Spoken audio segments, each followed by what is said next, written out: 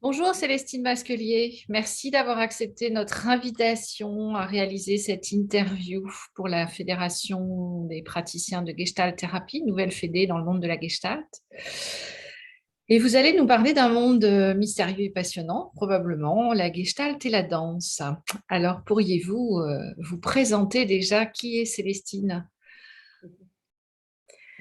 D'abord, je voudrais vous remercier de m'avoir invitée pour cet échange qui me réjouit. Alors, qui est Célestine? Donc, je m'appelle Célestine Masquelier.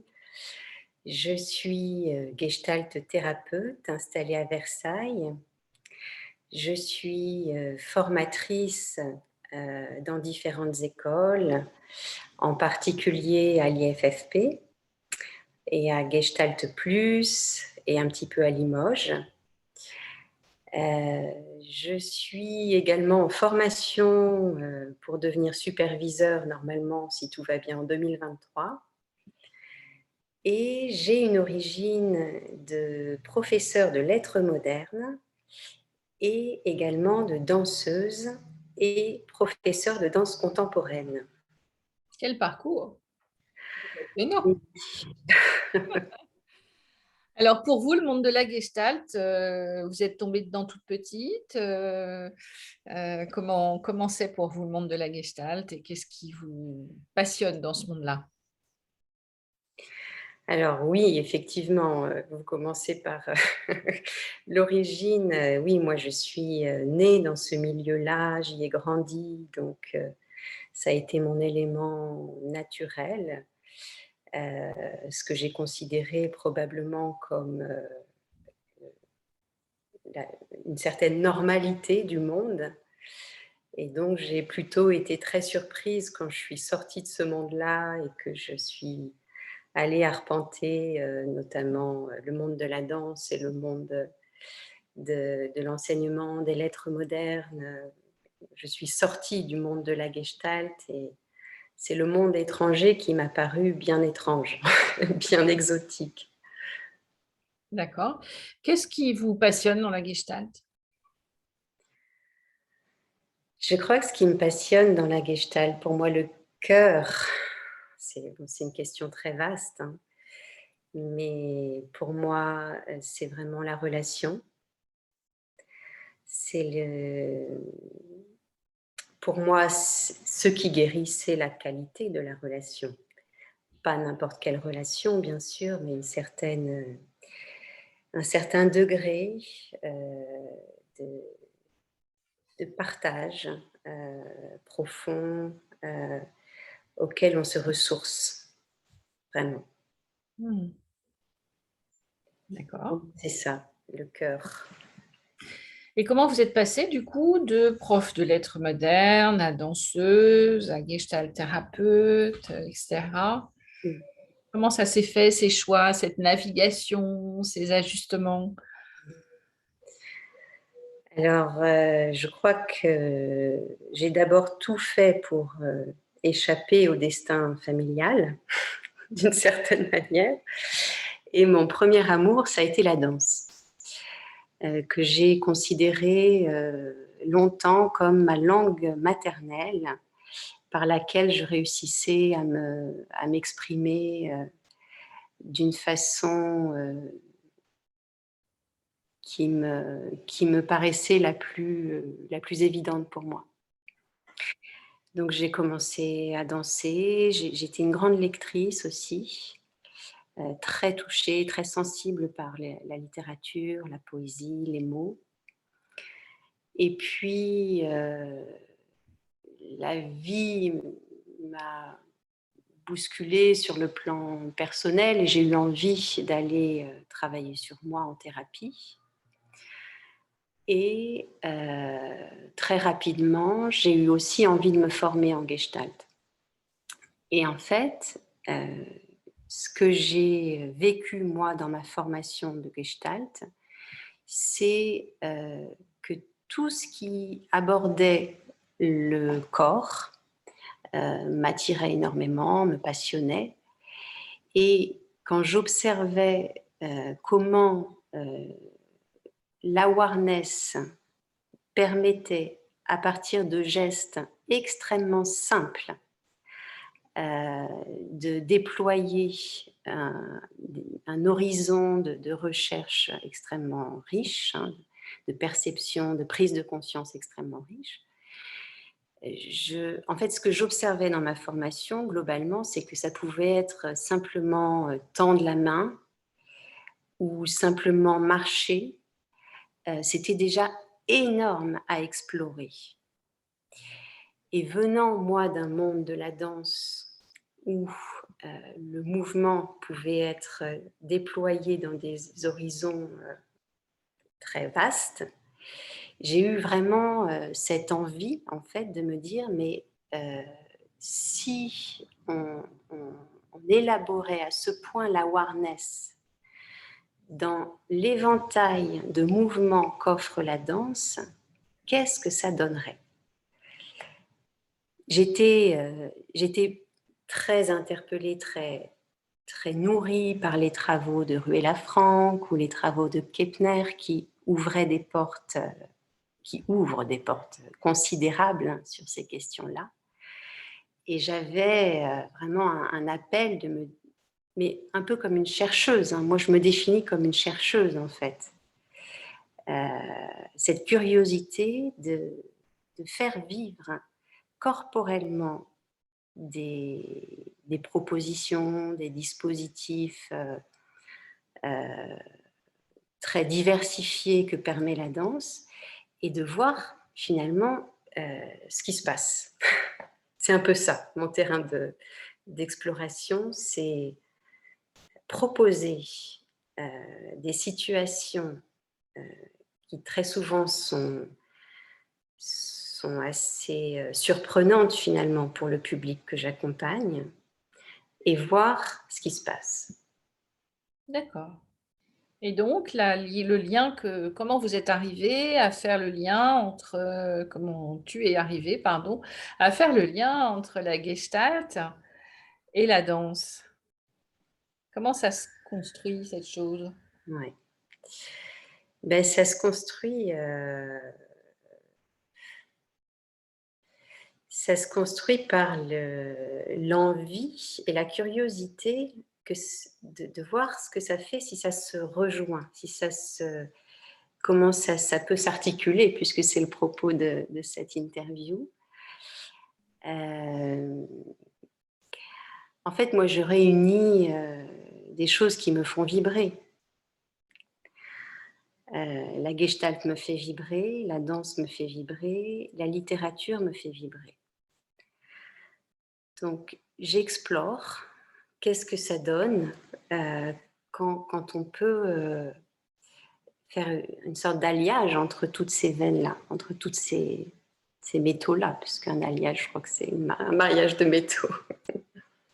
D'accord. Du coup, c'est quoi? C'est vivre plein de contacts, de plein contact?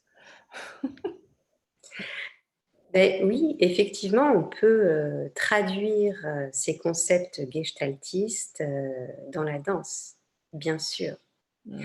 D'ailleurs, il y a des écrits qui sont très, très intéressants du fondateur de la danse contact improvisation, qui s'appelle Steve Paxton et qui est une grande source d'inspiration pour moi. Et quand on lit les écrits de Steve Paxton sur la danse contact improvisation, c'est assez troublant comme le vocabulaire est très proche de ce qu'on trouve dans des écrits de théorie gestaltiste fondateurs. On parle de contact, on parle de co-création, on parle de cycle aussi dans la danse. Et presque, on pourrait parler de mode moyen. Enfin, il y a vraiment quelque chose qui se rejoint Mmh. dans les deux. Et avec une utilisation, je pourrais imaginer de la fonction ça, par exemple, très importante? Absolument, absolument. La danse est un lieu privilégié où on peut aller visiter des régions assez impulsives, assez archaïques, assez émotionnelles. Mmh. retrouver le corps reptilien, hein, la motricité serpentine. Enfin, on peut jouer vraiment avec ce genre d'énergie. Oui. Et du coup, quand vous avez décidé de mêler les deux, donc du coup, qu'est-ce qui se passe alors? Qu'est-ce qui se passe? Vous créez une théorie, une pratique, vous y allez en cherchant, vous élaborez, comment c'est Mm. travailler sur la gestalt et la danse? En fait, j'aime beaucoup considérer que les deux se rejoignent de façon très naturelle. J'ai par exemple à l'esprit une phrase de Suzanne Burge, qui est une chorégraphe contemporaine, qui dit fais attention à ce que tu danses, parce que ce que tu danses, tu le deviens. Hmm. J'aime énormément cette phrase, je ne sais pas si elle te touche comme moi. Oui, elle est très profonde, elle a plein de degrés, cette phrase. Ouais. Elle a plein de degrés. Et pour moi, elle met le doigt ou elle désigne quelque chose qui est potentiellement transformateur dans la danse, comme la Gestalt cherche à être transformatrice. Hmm. Et alors, du coup, si on vient te voir, comment ça marche? On vient te voir pour la gestalt et la danse ou on vient te voir que pour la gestalt et tu proposes quelque chose ensuite sur cette ouverture-là? Comment ça marche? Si je viens te voir en séance, qu'est-ce qui se passe? Alors, de plus en plus, je n'accueille qu'un public qui est en recherche d'une alliance danse et gestalt. Et donc, c'est quelque chose que je présente d'emblée et qui sélectionne un petit peu. C'est-à-dire, moi, c'est vraiment mon orientation, mon choix d'aller dans cette direction-là. Et je demande aux personnes qui souhaitent que je les accompagne qu'elles travaillent à la fois en individuel de manière assez classique et en groupe avec toute cette dimension euh, qui, qui est devenue pour moi assez incontournable. D'accord. Mm. Donc, travailler sur cette alliance-là, sur ce tricotage, c'est du coup accepter ce travail individuel plus le travail autour de l'expression de danse. Je ne sais pas trop comment je pourrais le qualifier en groupe. C'est ça? C'est ça. D'accord. Et du coup, qui est-ce que tu accueilles? Qui est-ce qui vient vers ça? Il y a tous les âges, tous les publics ou ça fait entonnoir? Oh, je suppose que ça doit faire entonnoir à un certain endroit, parce que je pense que ça ne concerne pas tout le monde, cet appel du corps et de la danse. Mhm. Mais ce que j'observe, c'est que les gens qui arrivent dans mon cabinet, en général, ils savent déjà que je travaille comme ça et c'est pour ça qu'ils veulent me voir. D'accord. Mm.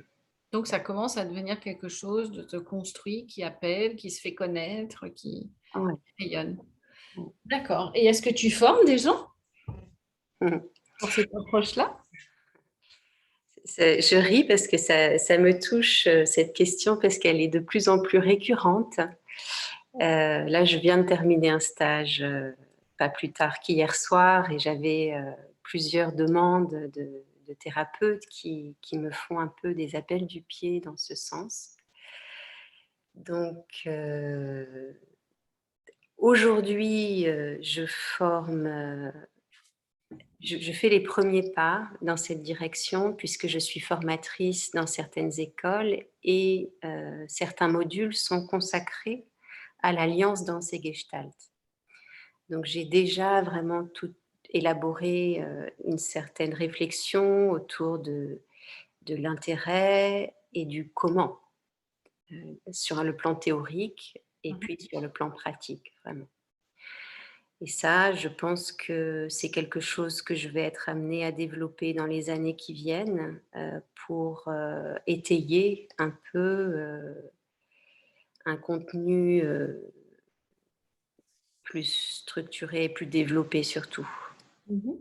Mais oui, je vais y venir. Je vais y venir. Mais j'ai envie d'écrire déjà.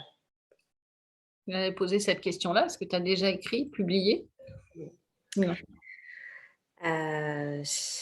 Publier, non. Écrit, je produis pas mal en fait de cours pour l'instant hein, en tant que formatrice autour de cette question-là. Et je pense que c'est une première étape sur laquelle je vais pouvoir m'appuyer pour un jour publier un livre autour de cette recherche que je creuse depuis 10 ans déjà. Mhm. D'accord. Et est-ce que du coup, pour faire cette articulation entre gestalt et danse, il y a nécessité d'être danseur?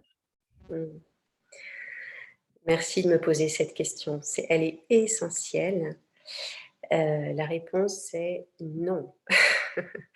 Vraiment non, non, non. Tous les corps, tous les états de corps sont les bienvenus. J'ai toutes les générations.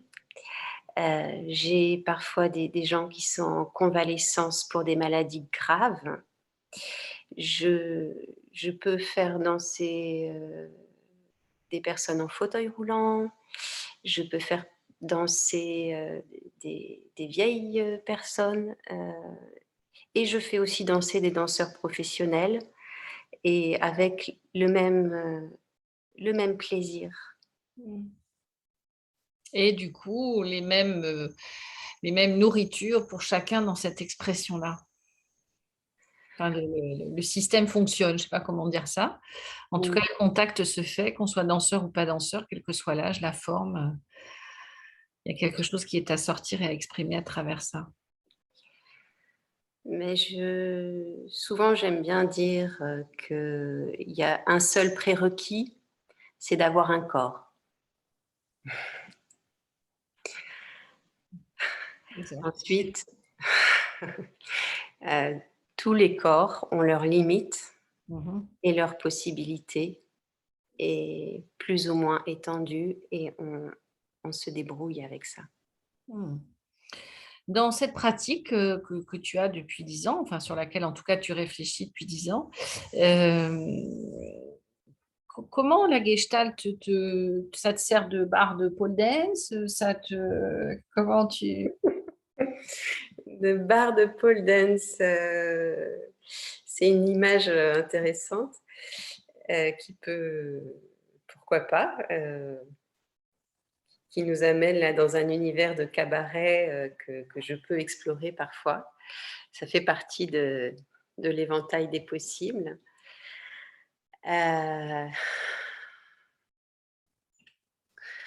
Moi, en fait, j'ai un processus un peu de travail qui n'est pas très classique en Gestalt, parce que souvent en Gestalt, on part de ce qui est présent et puis on fait émerger. Et je fais presque l'inverse.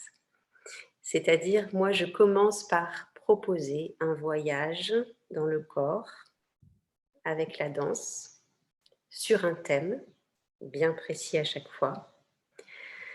Et ce voyage-là, qui va déjà durer 1h30, il est conçu pour que les personnes vivent des choses qui sont parfois très intenses. Et à l'issue de cette séquence de danse, il me semble qu'ils sont comme prêts à être cueillis ou mûrs d'une manière peut-être surprenante pour eux-mêmes. Et à partir de là, je vais offrir des temps privilégiés où je vais élaborer un travail de gestalt plus classique, en fait. D'accord, superbe. En tout cas, ça donne du goût. Ah, Ça donne du goût. ça donne du goût. Voilà. Ouais. Allez, explorer ça. Ouais, Mm. c'est passionnant. Euh, Demain, la Gestalt dans notre monde et la Gestalt et danse dans notre monde, c'est quoi pour toi? À titre personnel, j'entends que tu as envie d'écrire, j'entends que tu as envie de développer des formations. Ça serait quoi d'autre pour toi? Et pour toi, dans notre monde, demain, l'articulation gestalt des danses, ça va vers quoi? Ça peut faire quoi? Ça Mm, pourrait contribuer à quoi? mm. Alors, j'ai plusieurs niveaux de réponse.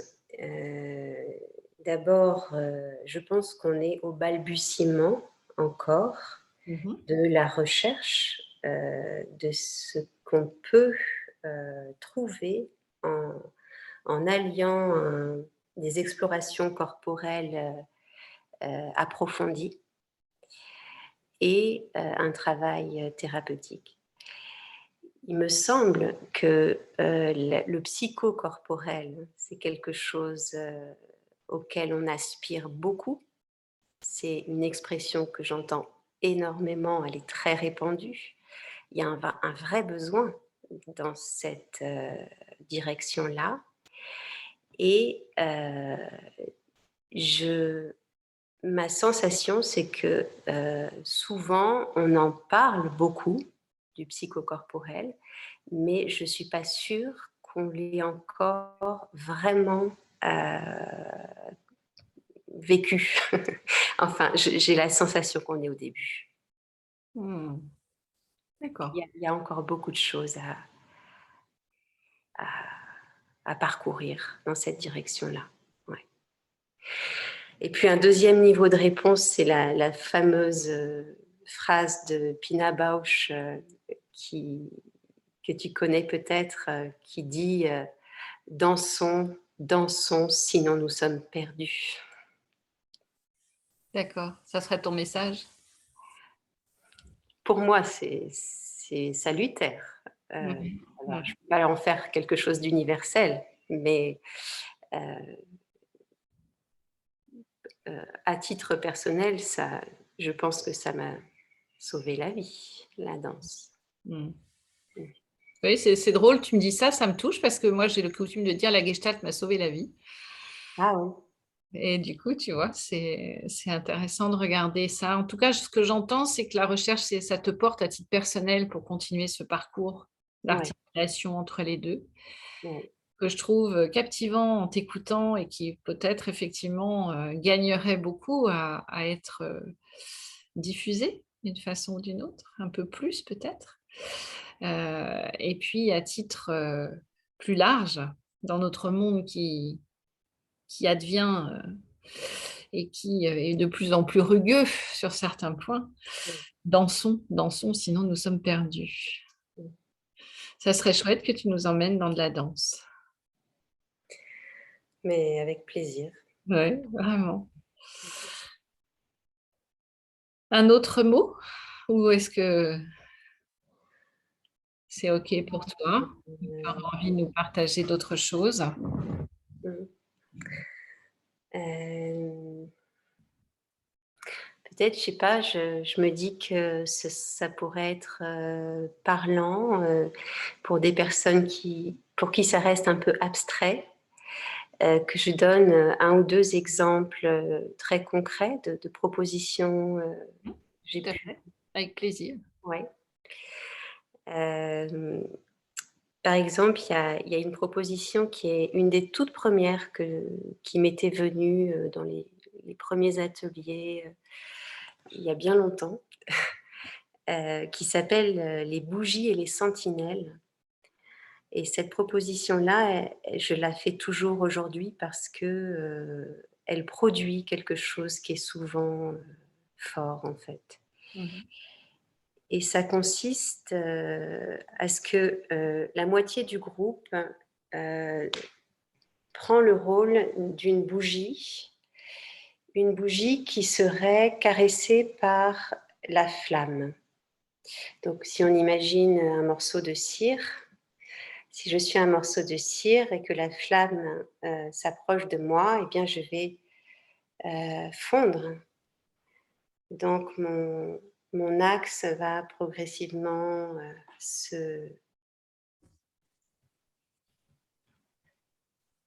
je le fais très vite, hein, mais l'axe va progressivement se défaire jusqu'à ce que, s'il ne se passe rien, finalement, je termine comme une flaque au sol, une flaque de cire très étale au sol.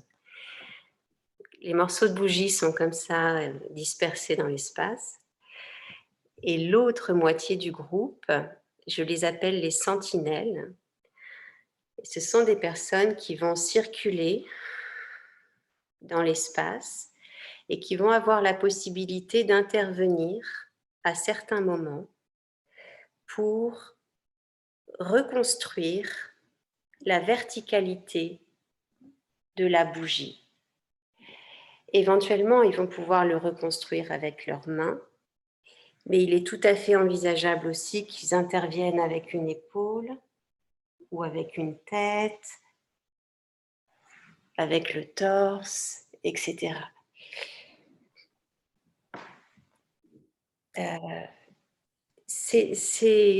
Ça dure une dizaine de minutes.